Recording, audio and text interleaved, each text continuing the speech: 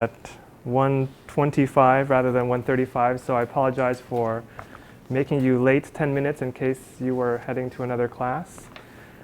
In any case, let me just say a few brief words about last class and we'll continue on to this class. So yesterday we started with a boundary value problem, a convection diffusion equation, and we asked how to solve such an equation numerically. And using finite difference formulas, we were led to solving a linear set of equations. We found that the linear set of equations were sparse. And we proposed using Gaussian elimination, a direct method to solve those equations.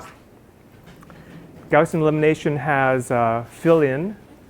And one interesting point is that fill-in could be reduced if we reorder the rows and columns of the matrix. Okay, so we started talking about some different methods for some different reordering techniques for reducing the amount of fill-in. Okay, so we talked about one method, breadth first or level set type methods. And today we'll talk about two other methods. So those breadth first methods are designed to reduce the profile or bandwidth of a matrix. And so not exactly trying to reduce the fill-in, but it helps in reducing the fill-in. But the methods that we'll talk about today are designed to directly reduce the amount of fill-in. And I should mention, if we try to solve the problem optimally, that problem is NP hard. Right? That is a computer science term. That means it's really hard. It actually has a very technical meaning, but it's not so important in our case. But because it is very hard, approximation techniques are used. So two such approximation techniques, minimum degree and nested dissection, are things that we're going to talk about today. And as a reminder, one of the reasons why I want to talk about reorderings is because ordering techniques are really, really important in understanding parallel computing. So that's why I'm spending some time talking about them. And we'll talk about other ordering techniques for other purposes later in the course. Okay, so to understand a minimum degree algorithm, which I started talking about last time, we have to understand this graph interpretation of fill-in. Okay, so we also mentioned this, but we didn't have time to write any notes about it, so let's do that now. So each step of Gaussian elimination, okay, corresponds to eliminating a node from the graph. So I did not write this down last time, right?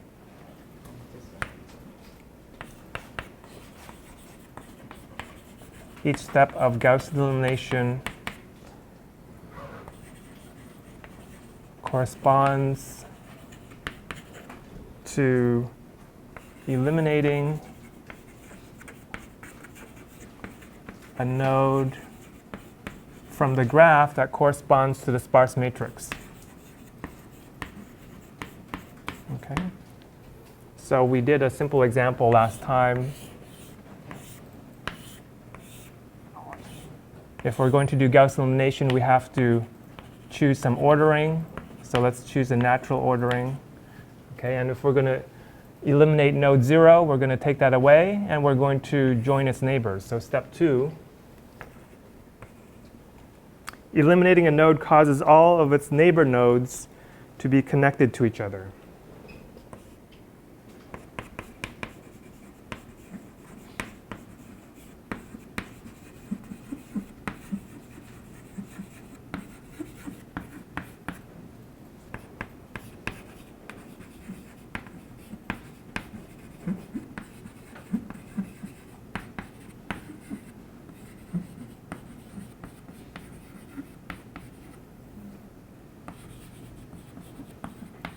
So if I eliminate node 1, its neighbors 2 and 5 will become connected. Okay? And if this is a new edge in the graph, then that edge becomes a fill-in. Okay, so this is a fill-in.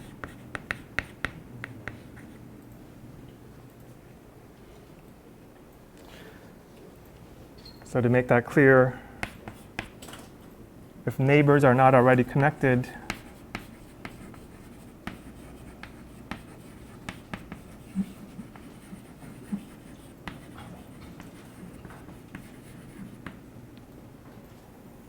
then fill-in is created.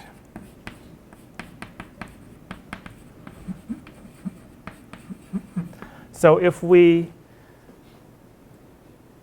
remove a node and connect the neighbors, we might connect neighbors that are already connected, right? So in that case, fill-in is not created.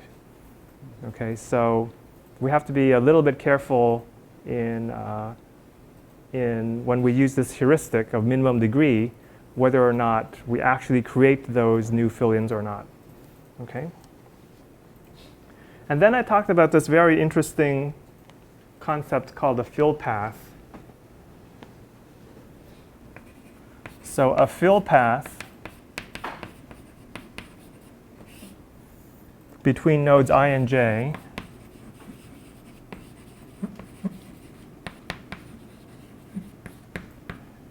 is a path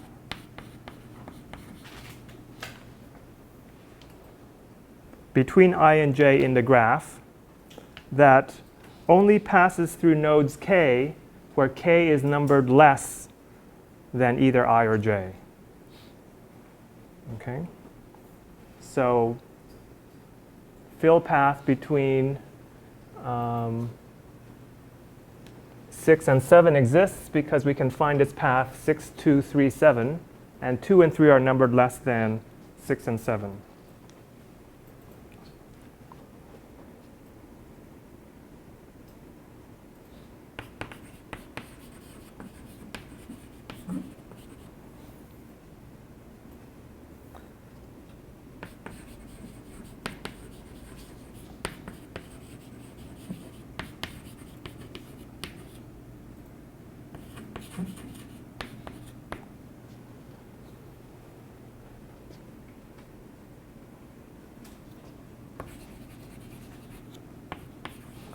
Through nodes k numbered less than I and j. Okay? And if a fill path exists between nodes I and j, then Gaussian elimination will eventually create an edge between I and j. In other words, there will be an edge at location ij. Okay?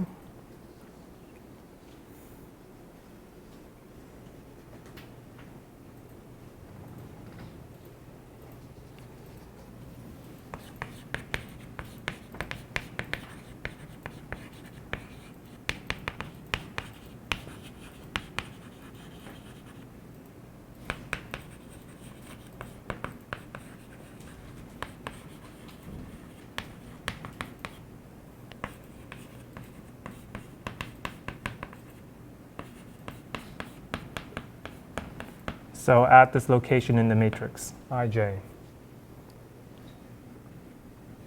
So it's kind of weird that this is true, or it's not so obvious that it is true, but to try to give you an idea of why it might be true, right?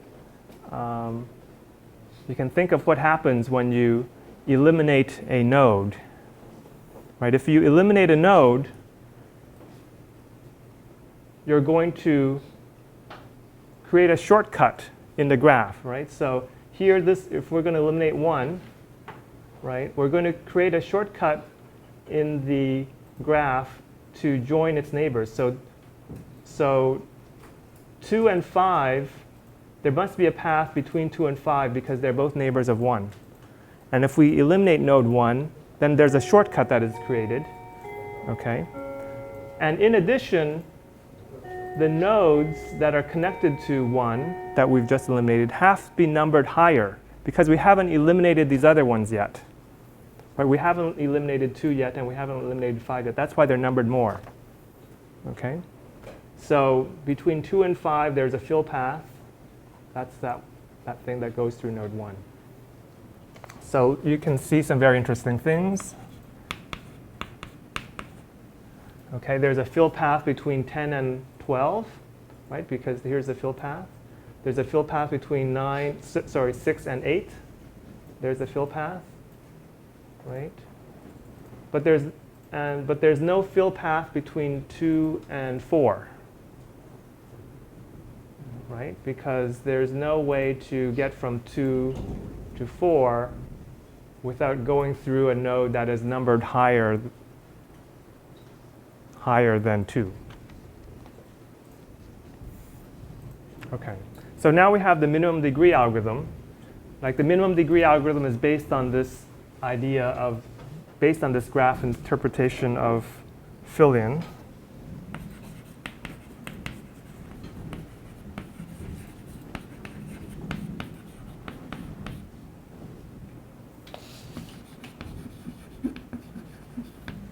So this is an ordering that is designed to reduce fill-in, unlike the level set ordering, which is just designed to reduce the matrix bandwidth. So here, we start off with a graph that is not numbered, right? Because we want to find the numbering, okay? And we're going to choose a node that has the minimum degree. The degree, again, is the number of neighbors of a node. And the reason for that is because once we eliminate the node, we're going to connect its neighbors. And if we connect its neighbors, we want to have as few neighbors as possible to create as few possible fill-in. Okay? So at each step, choose the node to eliminate that has fewer neighbors.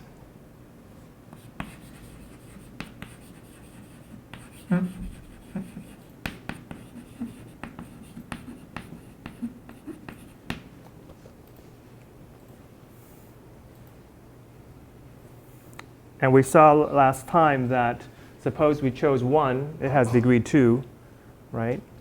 We might choose as our second choice grid point 4, which is very different than RCM or natural ordering.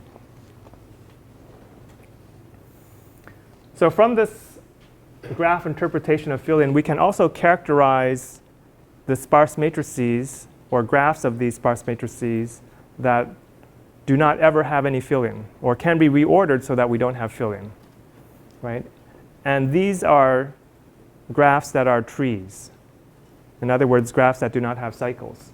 So we had a graph from our previous example that looked like this, right? This is we're not going to number the nodes yet because we don't know what ordering it is, right? And it is a tree because there are no cycles in it. Okay. And we can always choose a node of degree 1 after each step of elimination. So here we're going to eliminate, right? We don't have any neighbors to join, so there's no fill-in. We're going to choose one of these.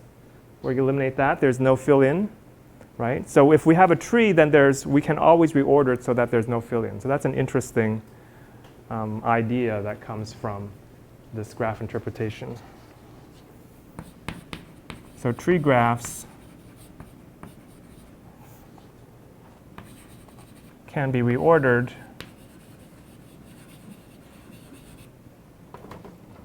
so that there is no fill-in.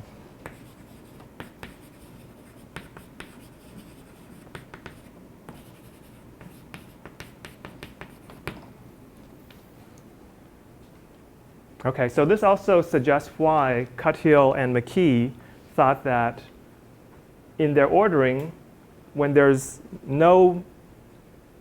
arbitrary, when you're trying to put the neighbor, so go back to the Cuthill-McKee ordering. Do you remember the Cuthill-McKee ordering? We have it's a level set type of expansion. We have a node, and then we're going to put the neighbors of the node on the list, right? But we could specify what order to put the neighbors on the list, and the order that could be used is by order of increasing degree, just like in the minimum degree algorithm. So I think that was probably their motivation for doing that. But then we found, I think Alan George a few years later in his PhD thesis said, well, if we reverse the ordering, then we get we often get a matrix that has less fill-in. So that's something that we're going to look at in the second exercise today, in fact. Okay. So now let's move on to another ordering technique for reducing the amount of fill. And it is a technique that is very closely related to parallel computing, and it's called nested dissection.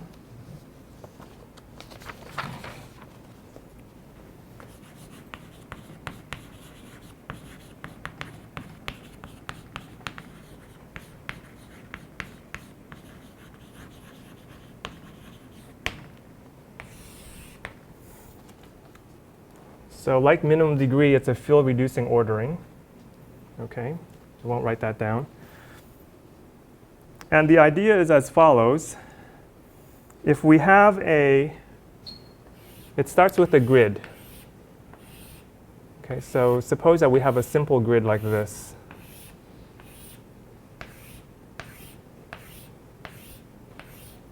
Okay, and we're going to divide the grid into two separate parts.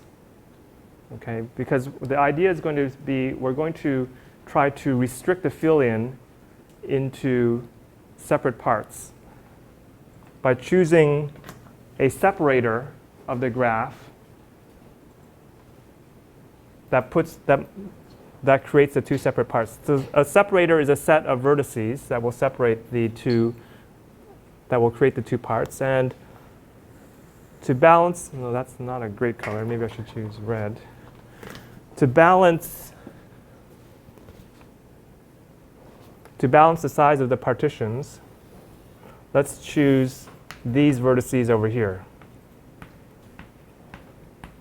Okay, so this is called the separator.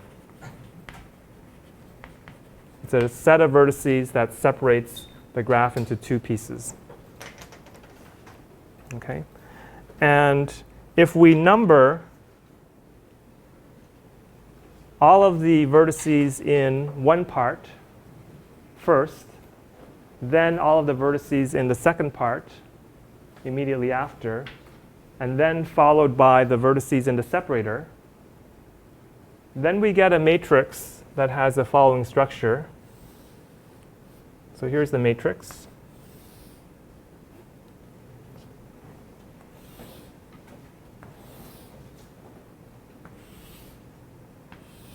Okay, and I've drawn these lines to illustrate the block structure of the matrix.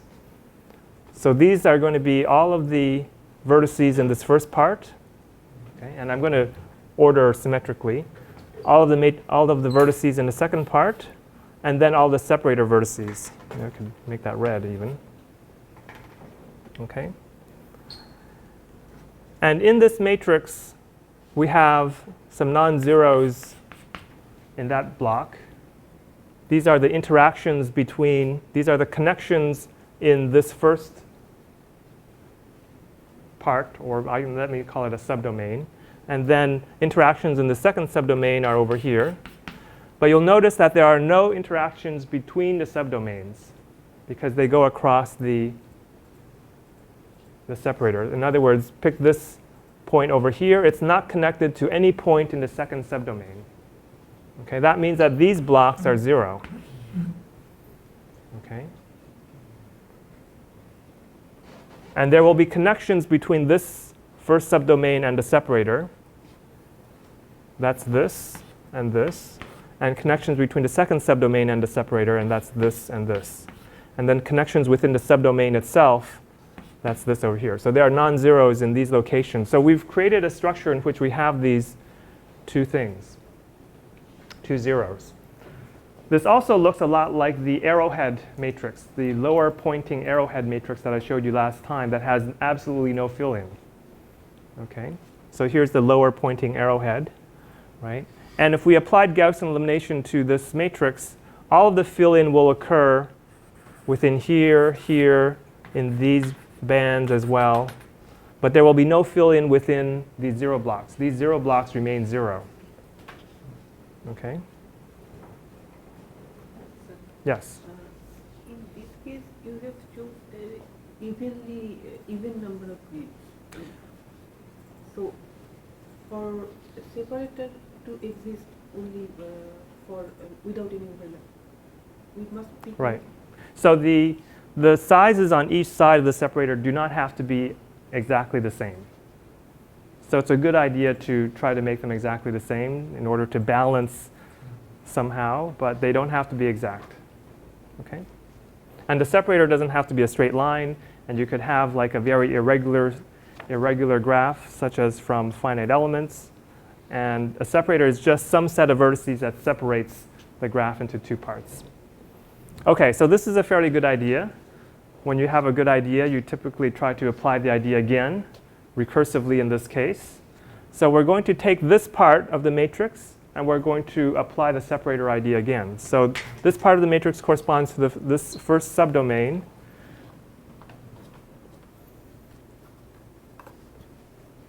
And I'm going to separate this first subdomain into sub-subdomains with a separator.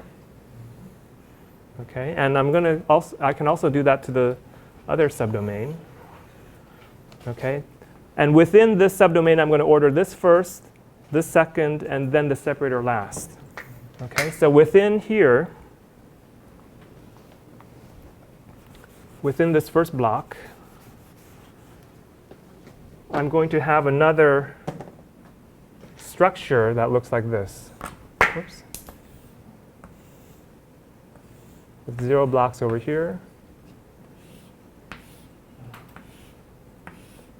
0 blocks over here, and possibly elements in the separator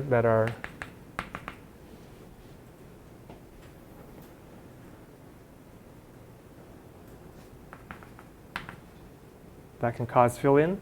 Okay? And you guess the idea behind nested dissection. You can keep going until the blocks are really small. Okay, so that's the idea behind doing it in a nested fashion. And this, it turns out that if you apply Gaussian elimination to this, then there's also very little fill-in. Okay?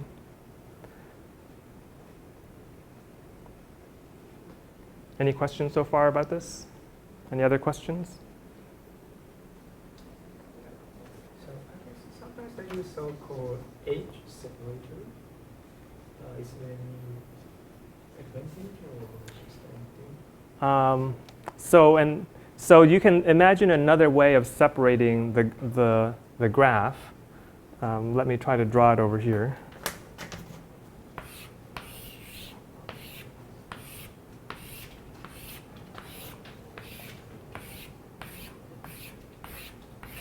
Okay.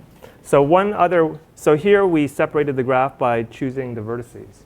We can also imagine separating the graph by choosing a set of edges. Right? If we took away these edges, then the graphs would also be disconnected. Okay? And sometimes it's easier to take away edges than to take away vertices. The idea is, so for instance, you're modeling an airplane. The airplane is composed of the fuselage and some wings, right? And there's always some vertices on the fuselage and the wings, but they're connected together via some edges. And you might separate the parts by removing some edges.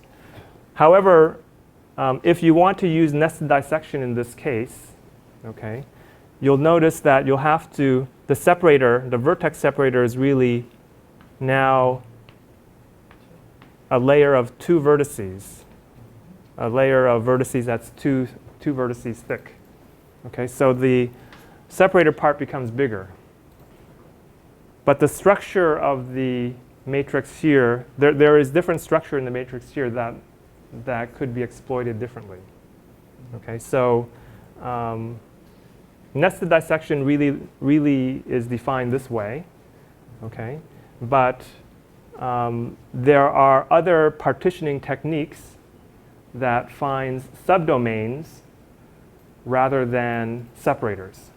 Okay, and if you have those partitioning techniques, then you're left with something like this. So what are those partitioning techniques? Those partitioning techniques say, okay, I want to split up a problem, but I'm not going to find a separator. I'm just going to say, here is one subdomain, and here is another subdomain. There's no separator, except you might look at what are the vertices that touch the other subdomain. You can think of those as combined being a separator, right? And there are methods called sure complement type domain decomposition methods that are that use this type of partitioning. Okay, and actually, I think it's probably easier to find good partitionings like this than to find separators.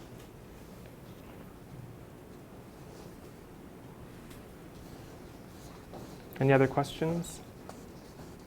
We could talk more about this. It is definitely two different options that people use. So let me show you some results of nested dissection for finite difference problems of different dimensions. Okay, so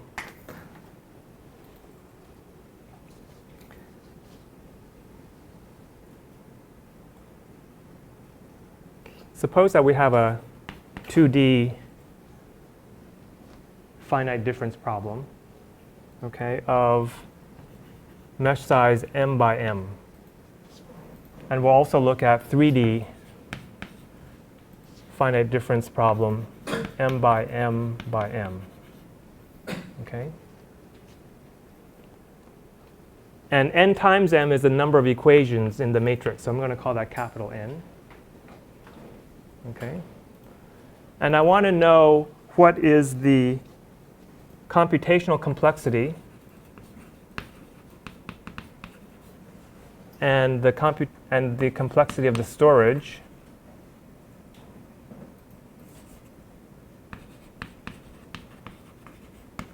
how much storage is needed for the Cholesky factors. Okay? So this is like for Gaussian elimination, or let's say, let me just say Gaussian elimination. It's the same thing. Don't need to introduce a new term. So for Gaussian elimination, what is the complexity of Gaussian elimination and how much storage is needed for the factors if we have these types of meshes? Okay. To try to illustrate a simple case first, suppose that we have, instead of a problem that comes from a finite difference discretization, suppose that we just have a dense matrix. A dense matrix of size n by n. Right? So we have n equations. It's a dense matrix. Right? So what is the complexity? What is the complexity in terms of n for computing, let's say, the LU factors? So you probably learned this from numerical linear algebra class. So what's the complexity?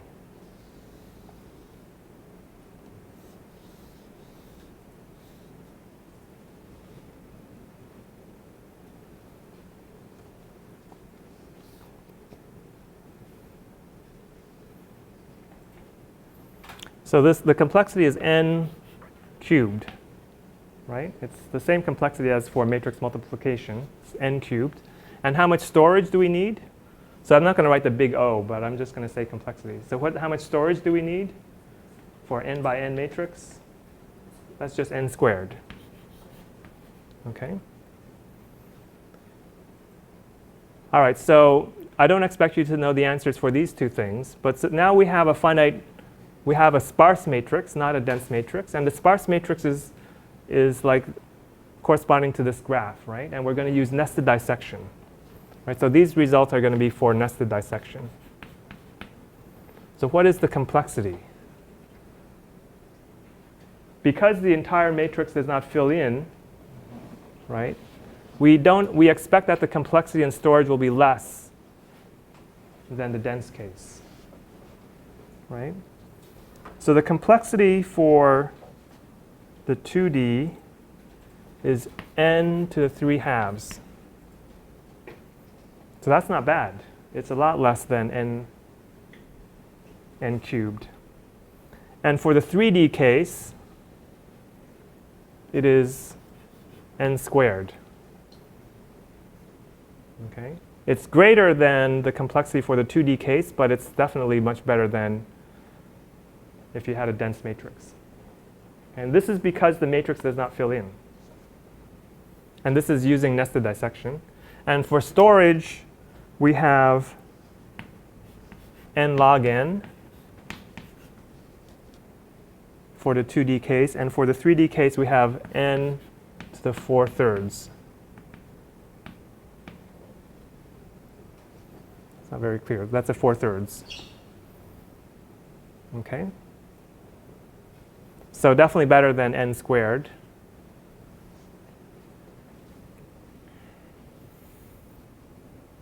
So this tells you that for the same n, that 3D problems are harder than 2D problems. Okay?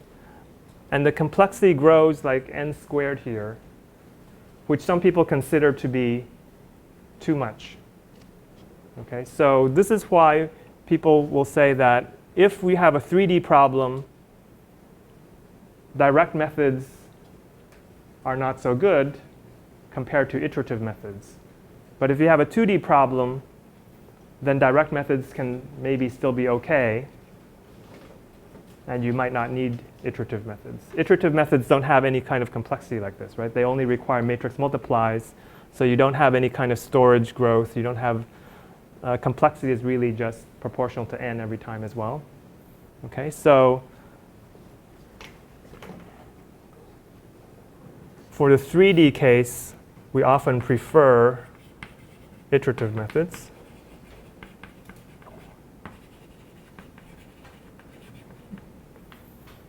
For comparison, let's also look at 2D and 3D for the natural ordering.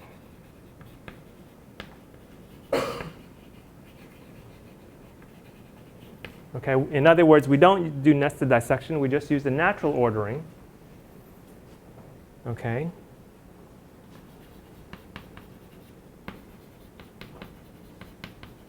What is the complexity and the storage? Okay, so I don't know what the complexity is. I haven't been able to figure it out, and I haven't found anyone to tell me, but maybe someone can work it out. But it's relatively easy to work out what the storage is for these two cases in the natural ordering, if we assume that everything fills in within the outer bands. So here we have n to 3/2 for the 2D case, and n to the 5/3 for the 3D case. So you can see that it's worse, right? It's asymptotically worse in both the 2D and 3D cases for natural ordering compared to nested dissection. Okay, so this tells you how much better nested dissection is compared to not doing any kind of ordering. And I also don't have any numbers for minimum degree. I don't know if anyone has come up with such numbers.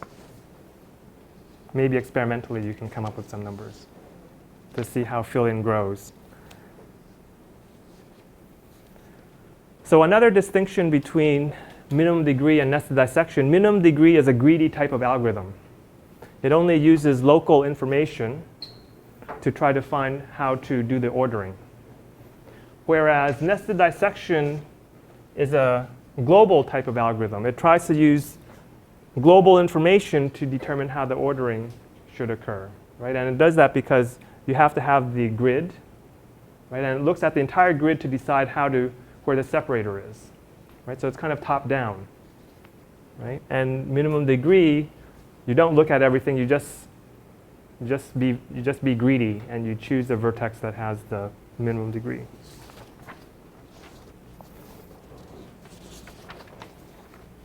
Okay, any questions so far? The storage here is, well, that depends on how many layers you partition. Yeah, so this assumes that you're going to do nested dissection all the way down to one node. It's an asymptotic result. These results are like from 1976 or something. They're fairly old.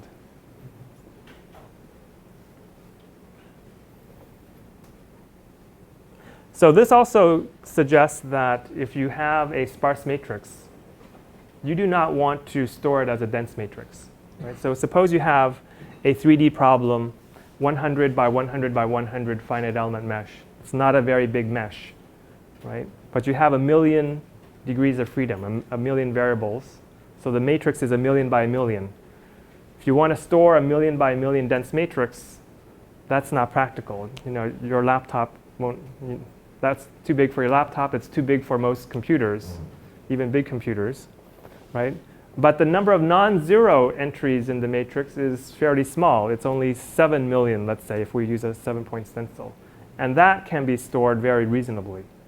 Okay, so something that is important in computer implementations is to store the matrix in a sparse way and not operate with those entries. And these numbers, except for the dense case, these numbers assume that. Right? We don't operate with zeros in the matrix. So this brings us to our next topic, which is sparse matrix data structures. And it is a topic very closely connected to computing issues. And I'm just going to start with some basic ideas today, and in a future lecture, maybe next class, we'll talk more about other sparse matrix data structures. So I'm just going to start with two very simple ones, probably the two most well-known ones.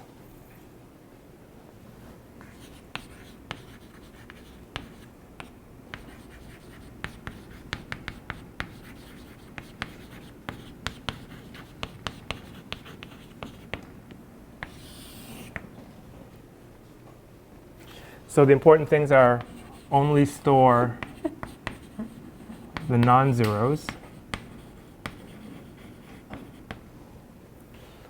And often you choose a data structure in order to optimize the operations you want to perform with the matrix. And the operation that is most often chosen for iterative methods is the matrix vector product. Because, for instance, in the conjugate gradient algorithm, which you learned about in the first part of this course, right, the main computation is to multiply a sparse matrix by a vector. Okay, so you want to choose a data structure that is efficient for sparse matrix vector products. So usually designed, these data structures are usually designed to optimize, I'm going to call it SPMV, sparse matrix vector product. Okay? And the first format I'm going to talk about is called the coordinate format.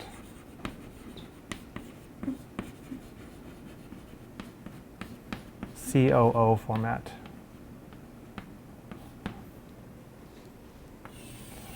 And it's probably easiest to illustrate these formats with an example. Okay, so I'm going to choose a very simple example that I'm going to use over for this one and for the next matrix. So it's just a matrix that looks like this. It's just a 3x3 matrix. Okay, it's just this sparse matrix. If I've left an entry blank, it's 0. And in the coordinate format, we have 3 arrays. Each array is of length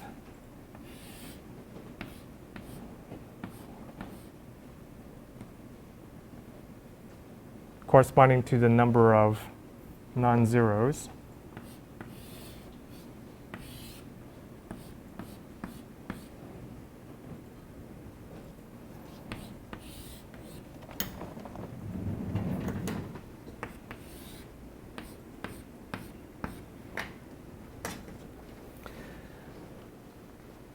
So the first array we'll call row indices. The second array will call and contains column indices. And the third array is going to contain values, and just call it A. Okay? And you could probably guess what is stored in here. The elements can be stored in any order. So let's put 12, 11, 14, 10, and 13. Okay. So what are the coordinates of 12? That's 2, 2. Coordinates of 11, that's 1, 2. Coordinates of 14, 3, 3. Coordinates of 10, 1, 1. Coordinates of 13, 2, 3. Okay. So we also need to store a variable called nnz, which is equal to 5 in this case. Okay. So here's a way of storing a sparse matrix without storing all of the non-zeros. Very obvious way, very clear. Okay.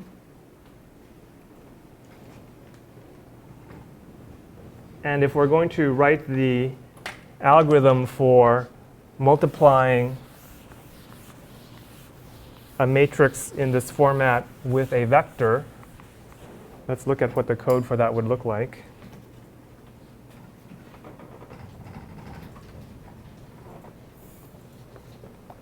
So here's the algorithm for computing y equals a times x. X is a vector, y is a vector.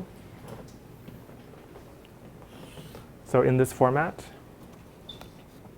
So let's first set yi equal to 0 for I equals 1 to n.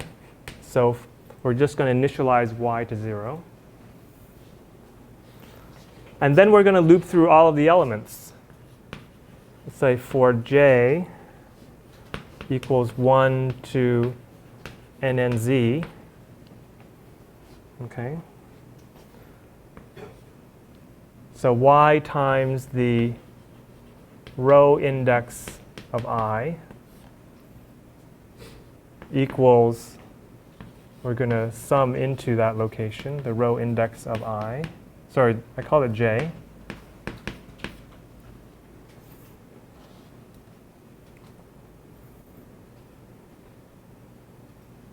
Plus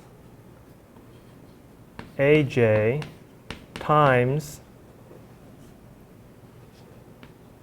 the column,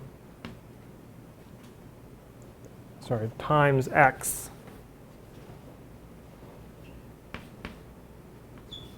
at the column index of j.